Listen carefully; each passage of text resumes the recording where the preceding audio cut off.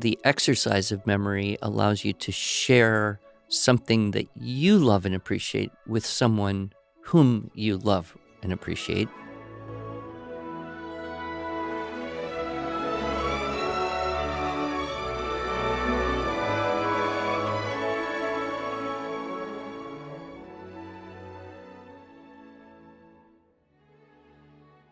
Hello, and welcome to the Arts of Language podcast with Andrew Pudewa, founder of the Institute for Excellence in Writing, or as many like to say, IEW.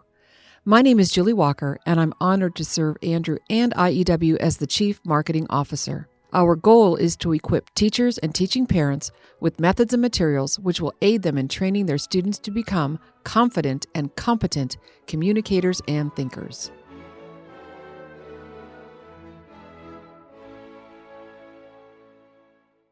So, Andrew, what were you doing in April of 1996? Having my 46th birthday. Oh, there you go. That's right. Your birthday's this month. What was I doing? I don't necessarily remember what I was doing 2 weeks ago. So why would I remember decades ago? Well, it was that month and that year when April was designated as National Poetry Month. I see. Who had the power to do this? I don't know. The president? Perhaps, yes. Okay. But for us, we love poetry here. We talk about poetry on occasion. And I think the last couple of years, we've been talking about poetry. This month, we have a product that we sell called Linguistic Development Through Poetry Memorization. We have this tagline called Listen, Speak, Read, Write, Think. And so I thought we could kind of use that as our framework for talking about poetry this month, and then maybe some suggestions I can give. I actually went to this website that has 30 ways to celebrate National Poetry Month. And I picked 10 that I like the best. Okay. Well, you can tell me and I will comment. Okay, sounds great. So I think of listening first, when we listen to poetry. And oftentimes when I think of poetry growing up, my dad would read us Mother Goose, and we definitely did Lewis Carroll and a little bit of Robert Louis Stevenson. But I kind of felt like a lot of the poems were very girlish. And so when I was a teacher in a classroom and then later on teaching my own boys, we didn't spend a lot of time doing poetry because there was kind of this stigma is poetry is for girls. So can boys listen to and enjoy poetry as well? Well, I certainly did. Mm-hmm. I've told the story many times how growing up, my parents had a yacht, a small sailboat, and we would spend 1 or 2 or 3 or sometimes more nights in our boat over at Catalina Island, and there wasn't even radio, right? So there's zero entertainment or connection with anything external. And every night, my father would read poems from what became, obviously, my favorite poem book called Favorite Poems, Old and New, edited by Helen Ferris. And so, my sister and I grew up with this book, and my father was the reader of poetry. My mother would read stories and books, but he was the designated poetry guy, I guess. And of course, he would choose poems that he liked. And so a lot of them were from the humor section or the story section. So I think that for boys in particular, if you can find poems that are humorous or silly or clever, and or poems that tell a bit of a story, have a narrative line with a conflict and a resolution, that has immediate appeal. Whereas I found the poems just kind of contemplation of nature kind of thing to be a little bit tedious at that younger age. Right. So, yeah, absolutely, you can find boy-friendly poems. Right. And so what's required to listen to poetry is a poem that someone reads. And that's super simple. There's no extra work that you have to do to listen to poetry. No, I mean, I guess it helps being a captive audience. Yes. My sister and I were laying in our bunks Yeah. in the bed in our sleeping bags, there's nowhere to go. There's Right. nothing to do except listen to the poetry. Right. So Right. I don't know if he had said, hey, kids, stop building sandcastles and playing in the ocean and come over here and I'll read you poems. I don't know if that would have worked. Right. But having kind of the captive audience circumstance, Right. it's like for kids, anything interesting is better than nothing at all. Mm-hmm. But then you get into the varying levels of interesting, and poetry might not be on the top. Right. And over the years, as you heard those poems over and over again, you learned to memorize them and were able to speak them, which moves us into our next area. Yeah, I would say that if you hear the same thing again and again and again, especially during that very sensitive period when you're young and memorization is so easy, it's almost like you can't not start saying what you've been hearing with repetition. And, Right. we see this with, kids in certain religious traditions. They get prayers week after week. You don't even have to teach them the stuff. Pretty soon, they just know it. Songs, the same way. If you hear the same songs again and again, pretty soon, boom, they just know it. My grandchildren, can sing prayer songs in Latin. And I don't think they've ever once actually looked at it. So it's entirely auditory. And for me to accomplish the same thing, I would have to spend much more time, effort, and study and see it, or else it'd be super hard. Right. So that auditorily rich, and I guess what I would say is high repetition environment allows kids to then just imitate. Yep. And that's what we're wired to do, Yep. is imitate.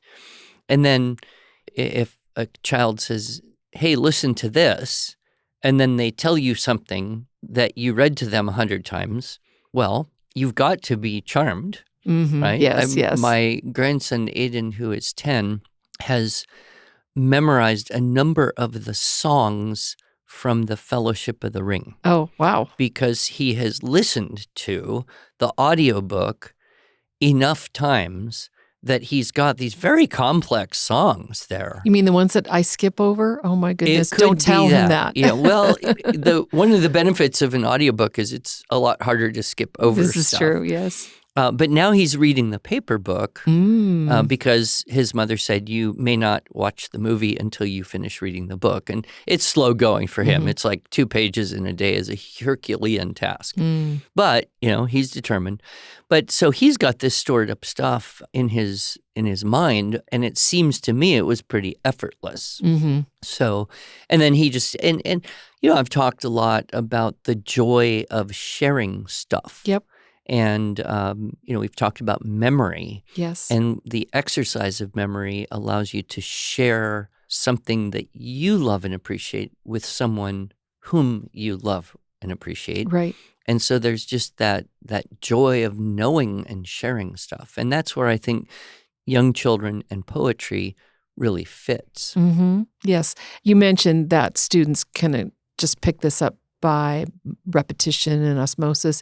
Do you have any strategies for memorizing poetry for those of us that are a little older, maybe even teenagers who want to memorize a large chunk of poetry? What kind of strategies would you give if you're wanting to memorize so that you can speak it? Well, one element would be having a good recording.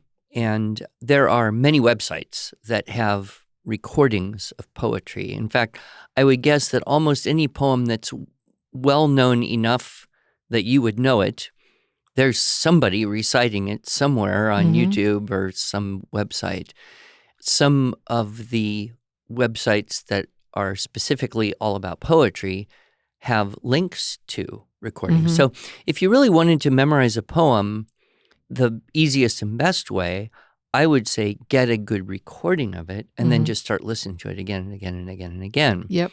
Now, with young children, that would probably do it. With older children or adults, you'd probably want to print out the poem so that you could hear and see every word corresponding. And then, you have the printed out version. You can kind of test yourself against the printed version, and you would knock it off in very small chunks, right? The way you would memorize anything, one line at a time, Mm-hmm. and you just say it again and again and again and again until you can say it without any help and without stretching too hard Mm-hmm. to remember. Then you would add the next line and then say those two lines again and again and again until you could do that without too much struggle. And then you'd add the next line, and you can go forever. Yep. I mean, there's no limit to the capacity for what is possible. What's limiting is the time, the energy, the willingness, Mm-hmm. etc. But, there's a school that I'm aware of, Highlands Academy, and all of the seventh graders memorize an extremely long, complex poem, Horatius at the Bridge, I Nice. believe. I can't remember who wrote it. But this thing is dozens of stanzas long. And so this is kind of like the big project for seventh graders. And they get a little certificate and a pin that they accomplished this. Right. And so you create this cultural. Now, is it easier for some kids than others? Yeah, I would guess so. But is it possible for every seventh grader in this school to do it? And for hundreds of other seventh graders who Right. follow this curriculum? Absolutely. Right. So, even a overwhelmingly long and complex poem is really just a whole bunch of lines of poetry strung together. Right. It's one line at a time. Right. Good. So our next area, listening, speaking, reading poetry. Can you give any tips or thoughts on maybe what types of poems to read that you can enjoy? Either read out loud or read to yourself? I tend to think of poetry in the same kind of category as I would think of Shakespeare. It was not written to remain silent, right? And this is one of the few cases where, people always say, okay, you got to read the book before you watch the movie.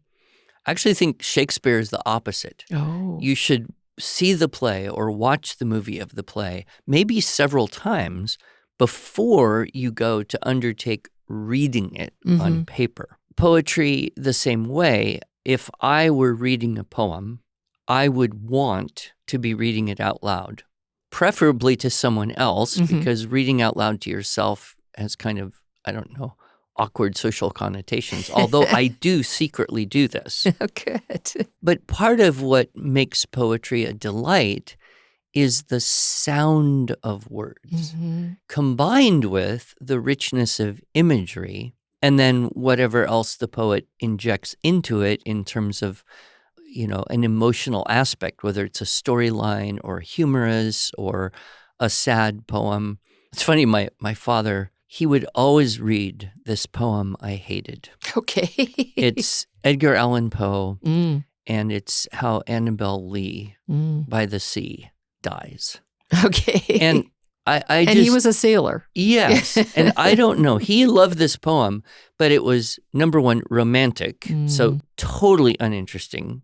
Number two, kind of dark and Well, Edgar Allan Poe. depressing. Yeah. But it had a sound to it that was pleasant to the ear. So even a poem that doesn't capture the imagination can have an appeal to the senses. And in rhetoric, we talk about the schemes and the tropes, right? So the schemes are those things, and we even say rhyme scheme. Yep. Things like alliteration and assonance and the rhythmic pattern and the rhyming pattern. Those have a musical appeal. And you can enjoy that even if you don't understand the poem, or even if you don't understand all the words in a poem. Then there's the tropes, and those are the devices such as metaphor and simile, personification, and there's, a slew of those things. That's what kind of opens up the imagination. It appeals to that richer otherworldliness that poems can bring. And I think the best poems do both of those well. But a poem can ride on either. There can be a simple poem that just sounds fun, and you like it, and you enjoy it, and it's okay, but it's not deep or moving. And you can also have poems that are deep, moving, or challenging, or intellectually engaging that don't have that same beauty, that musical aspect. But I think the best poems for children, and the poems I like the most, combine those two in the most artistic and skillful way. I would be remiss if I did not mention our linguistic development through poetry memorization. And that program has poems for students to memorize, to increase their vocabulary, to increase the linguistic marble from which to become better writers. Yeah. But you hand selected those poems so that a lot of them have both components, the schemes and the tropes. A lot of them are poems that I grew up with, Yep. or I kind of became familiar with or acquired along Is my Annabelle life. Lee in there? No, I didn't put that in.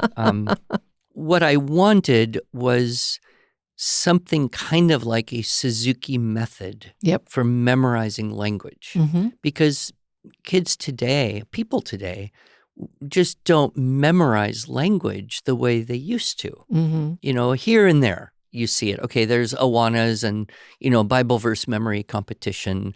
Or there's a great organization like Poetry Out Loud that promotes public performance, public speaking of poetry in a competition format. Is this memorized poems? Yes, memorized. Okay. They have to be memorized. And it's a national competition, poetryoutloud.org. And I had a group of students, and we all did this one year. And what I noticed was they worked a lot harder for this competition than I ever could have got them to work. Isn't that the truth? Yep. Just by trying to cheerlead them into working hard. Yep. It was that getting ready for the big day. Right.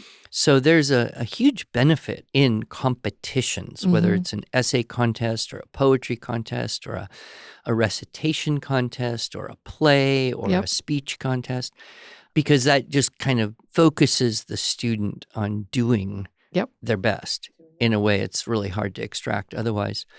I think fewer people today actually do any of that, whereas 150 years ago, every child was expected to memorize huge chunks of poetry and scripture, excerpts from famous speeches.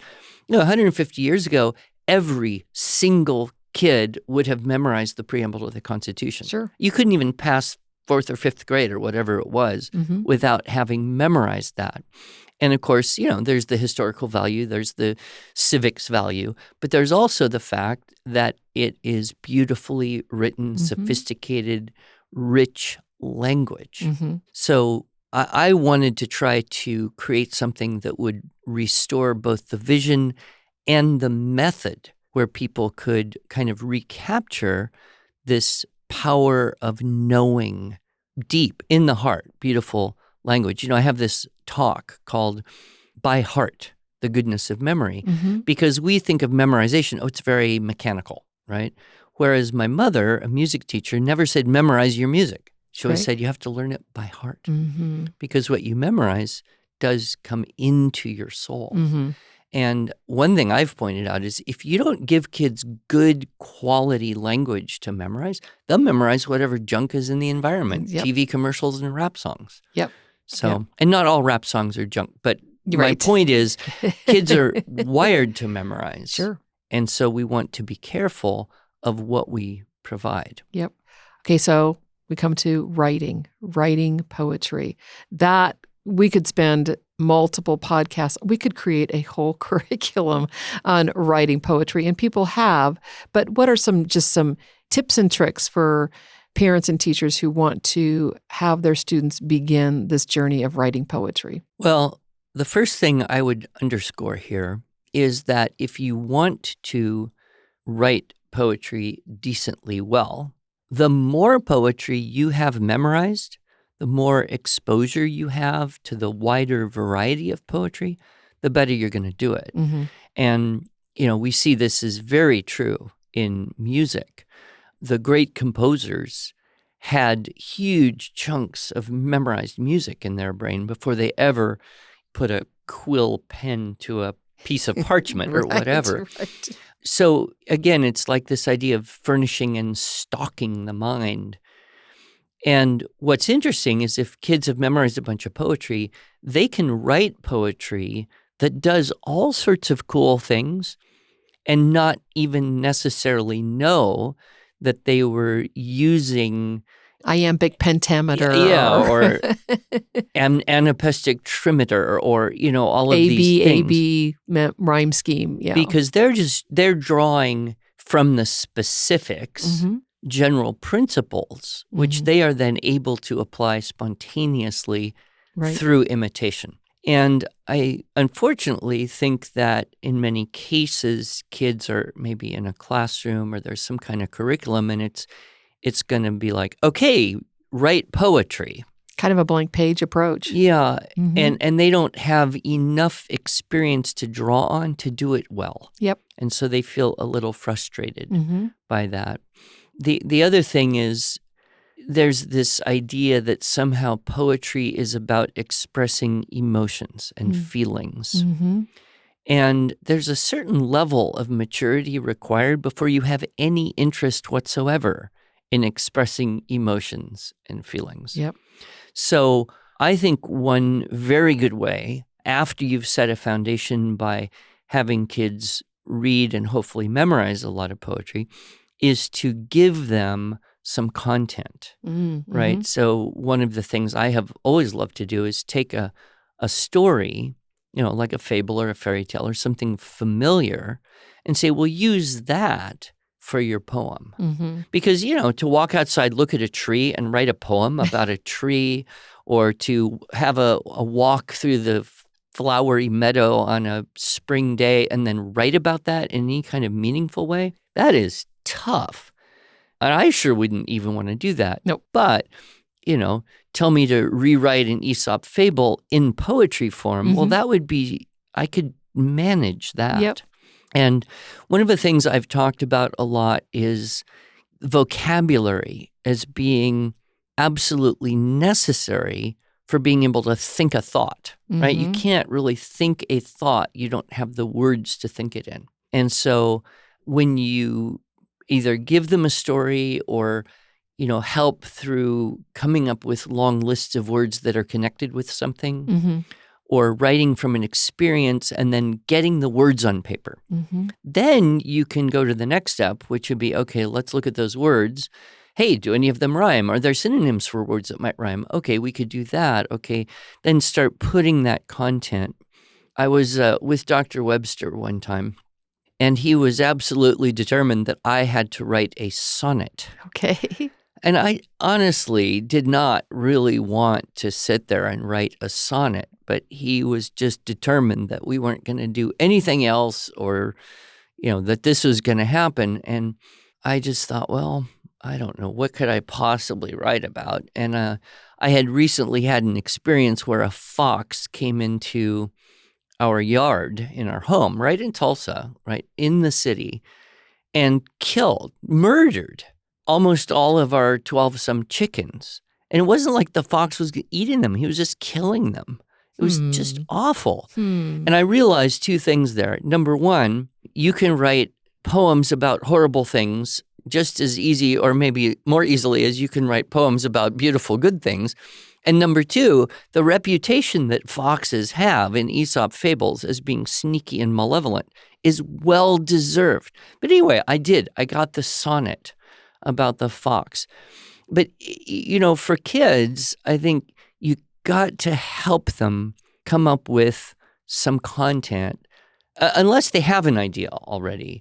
But if you don't work on that content side, what's the story you want to tell? What's the idea? What's the thing you want to contemplate here? And get vocabulary words right there. Yep. And then start arranging them into poetry. That's huge, huge benefit. I like that. And I've done many times, a kind of cross-genre writing exercise Author where imitation. you take a poem and rewrite it into a prose story. And I've talked about how I did that once, kind of as an experiment, and I understood the poem in a much deeper way than I ever had before, Right. by writing it into prose, into a narrative, and then take a narrative story, write it into a poem. And so going back and forth between those two allows for a greater understanding of both. Right. I like it. So I'm going to read a few suggestions that this was called 30 Ways to Celebrate National Poetry Month, and we'll put a link in the show notes so that you can read all 30 of them.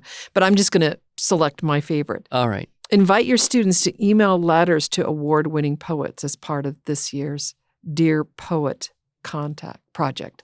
I like that. Just like the art of writing letters, Andrew. We've missed that. But of course, then you have to be able to have read the poem, Right. so you can comment on it. So I would accept that idea, but I would let the kids know it's okay to write to someone who's dead. Oh, there you go. Because quite honestly, the best poems in the English language, most of them are written by dead people. Okay, there you go. But there are a few living poets that you might come across. Yeah. You know, the trend of modernism in poetry, I don't think that's a great place to start with kids. I think you can get to modern poetry, but you should do so through the tradition first. So you could write a letter to Mother Goose or to Robert Louis Stevenson. Exactly. Or Poe. He might actually read it if he's a ghost. Another suggestion, this is a super easy one, begin each day or class period with a new poem. So Poetry Month, 20 days in a classroom, 20 new poems. That'd be fun. I'm okay with that, but when you think that way, you lose the power of repetition. That's true. Right? So if I read a poem to you one time, you may or may not like parts of it. And if I didn't read it to you again, you would quickly forget. If I read you the same poem every morning for a week, by the end of the week, I guarantee you will love that poem more than the first time you heard it. Right. So I might amend that and say, well, yeah, a new poem every week. A new poem, but keep reading the poems that you already read so that you build the familiarity and therefore the affection. So here's one. Ask your students, maybe one of these poems that you've read in your classroom, ask your students to choose a poem to read aloud to their families. So go home and perform it. There you go. Well, again, rehearsal's going to make it a better experience for everybody. So here's another one, and you mentioned poetryaloud.org. Here's a place that you could do this. Organize a reading of your students reading poems out loud, and so memorizing them. Yeah. I want to add to that I think a very cool thing is when kids memorize a poem, they can make a video and send it to their grandparents. Oh, I love that. Oh, I would love that. Yeah, because I have received, actually, videos of my grandchildren reciting poems, and it's really a high point of the day usually. That's true. Yeah. So when, and you mentioned contests. We actually have a page on our website, iew.com/contests, where we list all kinds of contests, writing contests primarily, but poetry writing contest. HSLDA does one every year. Right. And then speaking contests, speech contests. So we'll be sure and put those links in our show notes. And Poetry Out Loud, if you win the national thing, it's, I believe, $20,000 scholarship. Oh, my word. There you go. It's a significant level of competition that's going on there. So you mentioned schemes and tropes and some of those cool words that are used to describe different types of poetry. That would be one. Explore the glossary and introduce your students to a poetic term as you're learning poetry. Make a playlist of audio recordings of poets reading their work. Perfect. Yeah. Yeah, love absolutely. that. Talk about the immigration and heritage in the classroom with some poems from different countries. Oh, yeah, absolutely. That would be fascinating to study that. Have your students illustrate poems and hang them around their homes. But also, I'm thinking about our Magnum Opus magazine, and we have a place for students both to submit poetry as a part of their great works, but also illustrations. Our Magnum Opus magazine, we do a print copy every year and then an email. Yeah, and I want to say this year's Magnum Opus is head and shoulders better than any Magnum Opus we have ever produced. We have so many great submissions from students. Oh, gosh. And the artwork is incredible. So, yes, if you have not, we'll put a link in the show notes to request your copy of the Magnum Opus magazine, and also just to be a part of submitting, because we don't include poems in the email newsletter, but we do include poems in the print copy, which we do every year. Yeah. So, and those were my favorites from the things that you could do to celebrate Poetry Month with your students. Good. Well, I guess we should go outside and look at the flowers and think of a poem. Or think about Jabberwocky. I think that I shall never see a poem as lovely as a tree. Twiz. I don't remember the first line of Jabberwocky. Oh, 'twas brillig and the slithy toves did gyre and gimble. It's a darker poem. It is, Yeah. right? And, we should mention, can people get free poetry lesson, like first level Yes. of our linguistic development? Yes. What's the link for that? Well, we'll put it in our show notes. Okay. Yeah. So you could try out our Mhm. our poetry memorization course. Yep. And not buy a thing and then see if you like it. Yep. Thank you, Andrew. Thank you.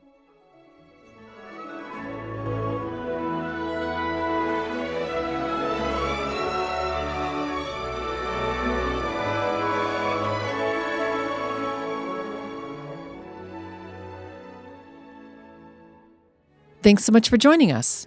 If you enjoyed this episode and want to hear more, please subscribe to our podcast in iTunes, Google Podcasts, Stitcher, or Spotify, or just visit us each week at iew.com/podcasts.